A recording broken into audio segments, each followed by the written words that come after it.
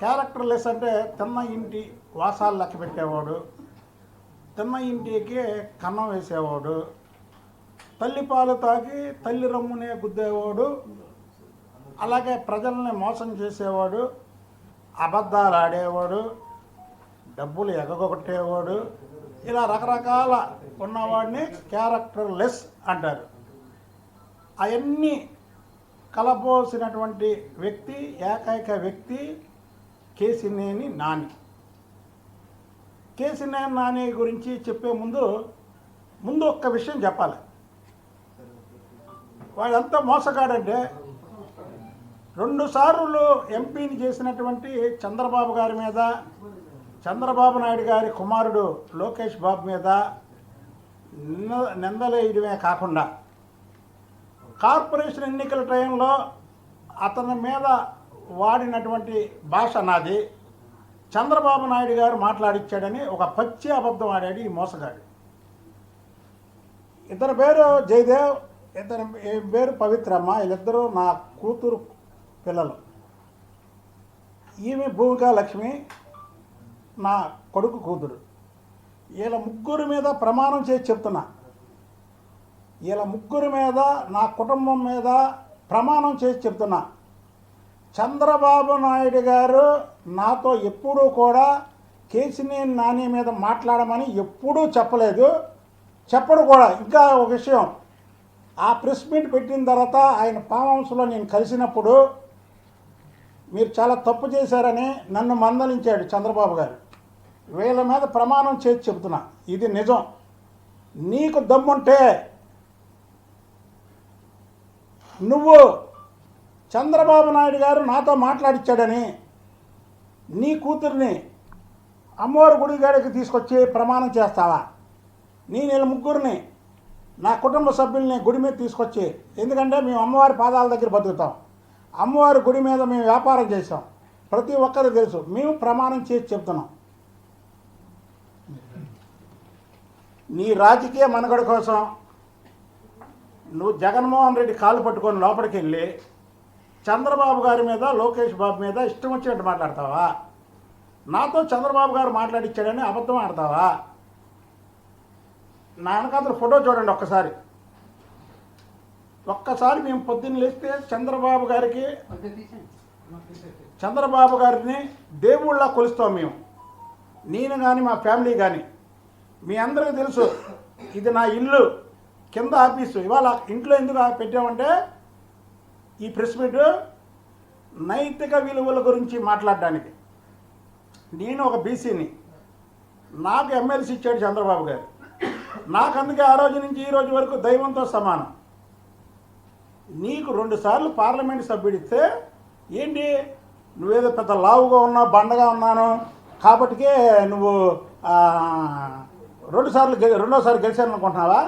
జయదేవ్ గెలిచాడుగా, జయదేవ్ మాట్లాడితే రామ్మోహన్ నాయుడు గెలిచాడుగా, రామ్మోహన్ నాయుడు మాట్లాడవే నీకొక్కడికే ఒళ్ళు బలిసి ఆ రోజు బట్టి గెలిచిన మరుక్షణం నుంచి చంద్రబాబు నాయుడు గారి మీద, తెలుగుదేశం పార్టీ మీద, మా మీద ನಾವು అనేక రకాల మాటలు మాట్లాడితే మేము నోరు మూసుకొని కూర్చున్నాం. ఎందుకో తెలుసా?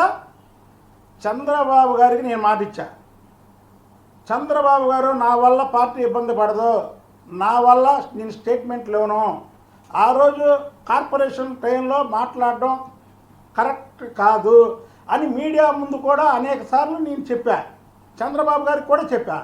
ఇవాళ నేను మాట్లాడింది చంద్రబాబు గారి మీద అపవాదేస్తావా? బుద్ధ వెంకంతో చంద్రబాబు నాయుడు గారు మాట్లాడిచ్చాడా? నువ్వేంటి, చంద్రబాబు గారి స్థాయి ఏంటి? చంద్రబాబు గారు నీ మీద మాట్లాడించాలని నిన్ను తన్నించాలంటే 5 నిమిషాలు నీతో మాట్లాడించాలా? చంద్రబాబు గారు బుద్ధ వెంకన్నా నువ్వు మాట్లాడయ్యా అని ఫోన్ చేసి నాకు చెప్తాడా చంద్రబాబు గారు? నువ్వు విజయసాయి రెడ్డి, నువ్వు ఎప్పటి నుంచి ఉన్నాయి నీ లింకులు? ట్విట్టర్ అకౌంట్ వెంకన్న దగ్గర లేదు, వెంకన్న పెట్టడం మీ మీద అని నువ్వు ఎన్నిసార్లు విజయసాయి రెడ్డికి చెప్పలా? విజయసాయి రెడ్డి ఎంతమందికి చెప్పలేదు కేసీఆర్ నాని చెప్పాడని? నేనే పెడతా. నాకు పెట్టడం రాకపోతే నా పిఏలు ఉండరా? నీ ట్విట్టర్ నువ్వే పెడతావా? నీ పిఏతోనేగా పెట్టిస్తావు, అలాగే నా పిఏతో నేను పెట్టిస్తాను. నువ్వు వైసీపీ కోవర్టువి. ఇప్పుడు నువ్వు క్లియర్గా అర్థమైపోయింది. నువ్వు ఇండిపెండెంట్గా పోటీ చేస్తా 2 లక్షల మెజార్టీతో గెలుస్తాను అన్న వ్యక్తివి నువ్వు ఎందుకు వెళ్ళావు? జగన్మోహన్ రెడ్డి కాలు ఎందుకు పట్టుకున్నావు? మాట వస్తే అందరి ముందు చంద్రబాబు గారు కాలు పట్టుకుంటాడు బుద్ధాయంకనా అని చెప్తా. ఓకే, నాకు దేవుడు అయినా ఆయన కాలుకు నమస్కారం చేస్తే నాకు పై నుంచి కింద వరకు కూడా చాలా ప్రశాంతంగా ఉంటుంది. నువ్వు లోపల ప్రతిరోజు చంద్రబాబు గారికి కాలు ముక్కుతావుగా, లోపలికి వెళ్ళి ఎవరు చూడకుండా కాలు ముక్కుతాడు ఈ కేసీఆర్ నాని. ఇవాళ జగన్మోహన్ రెడ్డి కాలు మొక్కి తర్వాత కండవ వేసి తర్వాత బొగే ఇచ్చాడు. లోకేష్ బాబు పక్కన అన్ని యంత్రాంగాలు ఉపయోగపడితే అన్నీ ఇచ్చేస్తే లోకేష్ బాబు ఓడిపోయాడంట. ఇతనికి డబ్బులు ఇవ్వకుండా ఇతని ఆస్తులు ఖర్చు పెట్టాడంట.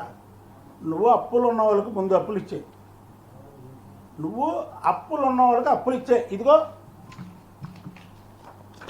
తమ చెట్ట అప్పుడే అయిపోలేదు కదా. క్యారెక్టర్లెస్ ఫెలో కేసినేని నాని నీ చెట్ట. ఎందుకంటే నిన్నటి వరకు పార్టీలో ఉండి ఏదో వాగుతున్నావు కాబట్టి మా బాస్కి ఇచ్చిన మాట గురించి మేము మాట్లాడాల. నీ చెట్ట ఇదిగో ఇక్కడ ఉంది.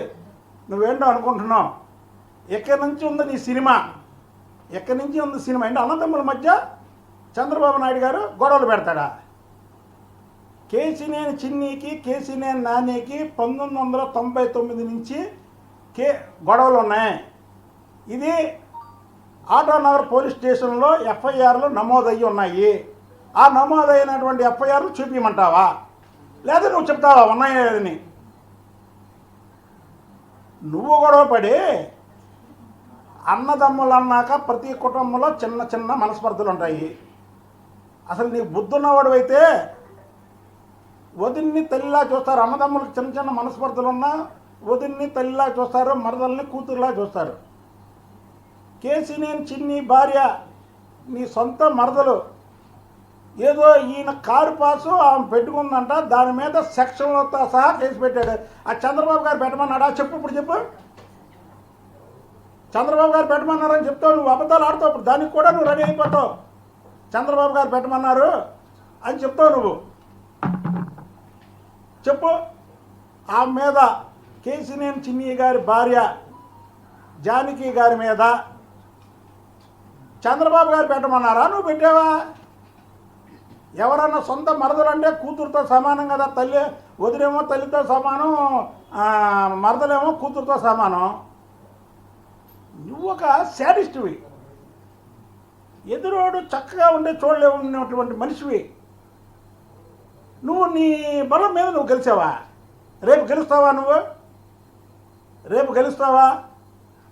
పందేలు అంటే జోదు అనేది తప్పు. ఓకే, ఒక ఆట ఆడదాము. నువ్వు గెలిస్తే మా బుద్ధాభవన్ నీకు ఇచ్చేస్తా. తెలుగుదేశం పార్టీ గెలిస్తే నీ కేసీఆర్ భవన్ నాకు ఇస్తావా? ఊరికి చిన్న ఆట. మీ జగన్మోహన్ రెడ్డి ఆడదాం ఆంధ్ర అన్నాడు కదా, ఆ ఆడదాం ఆంధ్రాలో ఇదొక ఆట. ఆడదావా నువ్వు? లోకేష్ బాబు పాదయాత్ర గురించి మాట్లాడతావా? ఎమ్మెల్యే కాదు అంటే ఎమ్మెల్యేలు ఎంపీలు ముఖ్యమంత్రులైనా ప్రజాసేవ చేయాలి. సామాన్యుడి ప్రజాసేవ చేయడానికి కుదరదా? సామాన్య మానవుడు ప్రజాసేవ చేయడానికి కుదరదా? సామాన్య మానవుడు ప్రజలు పడుతున్నటువంటి ఇబ్బందుల్ని ఎదుర్కోవడానికి అదే వాళ్ళు సోషల్ మీడియాలో ముఖ్యమంత్రుల మీద, మంత్రుల మీద, శాసనసభ్యుల మీద సామాన్యులు మాట్లాడుతున్నారా, పదవిలో ఉన్న వాళ్ళు మాట్లాడుతున్నారా? నువ్వు ఉన్నావు, దున్నపోతులాగా ఉన్నావు. నువ్వు ఒక్కరోజైనా కొడాలని మీద మాట్లాడావా? వంశీ మీద మాట్లాడావా? ఇవన్నీ ఈ ఎన్టీఆర్ నియోజకవర్గంలో దోసుకుంటున్నటువంటి ఎమ్మెల్యేల మీద మాట్లాడావా? మాట్లాడకపోగా ఇవాళ నీ వెనకాతల వాళ్ళనే తీసుకొని వెళ్ళావు. నువ్వు నిజాయితీ పరుడివి, విజయవాడకి కాపలాపరుడివి. అసలు నువ్వేం దోచుకుంటావో, నువ్వేం ఆక్రమించుకుంటావో, ఆ పక్క స్థలం, ఆ కాపులది పక్క స్థలం దోచుకోకపోతేనాక చంద్రబాబు గారు ఆపింది. ఆ పక్కన పాపం నాగయ్య కమ్మ వర్గానికి చెందినటువంటి వ్యక్తి, ఆయన చాలా పేదవాడు. ఆ ఉన్న ఆస్తిని పైన వేసుకుంటుంటేనే కదా ఈ అధికార పార్టీ ఎమ్మెల్యేలతో చెప్పి ఆపింది. ఒక పక్క కాపులతో గొడవ, మరో పక్క కమ్మవారితో గొడవ, చంద్రబాబు నాయుడు గారికి లాయల్గా ఉన్నానని బీసీలతో గొడవ. ఏంట్రా అంటావు మొన్న బీసీలు పేద బీసీలని చేస్తావా? అంటే బీసీలు కారులో తిరగకూడదా? బీసీలు మంచి బట్టలు వేయకూడదా? బీసీలు మంచి ఇంట్లో ఉండకూడదా? అంటే బీసీలు ఇది చేస్తే అక్రమార్జన, నీది సక్రమార్జన.